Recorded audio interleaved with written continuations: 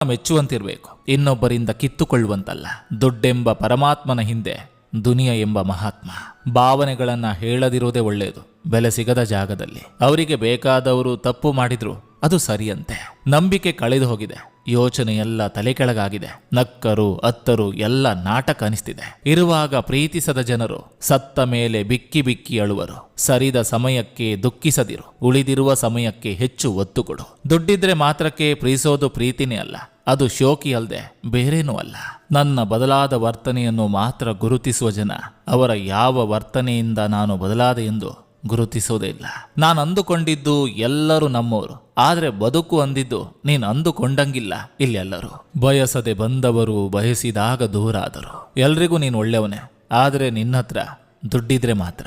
ನೀನು ನಿನ್ನವರು ಎಂದು ಭಾವಿಸಿರುವ ಎಷ್ಟೋ ಜನರು ನಿನ್ನ ಸೋಲಿಗಾಗಿಯೇ ಕಾಯುತ್ತಾ ಕುಳಿತಿರ್ತಾರೆ. ಅಂದದ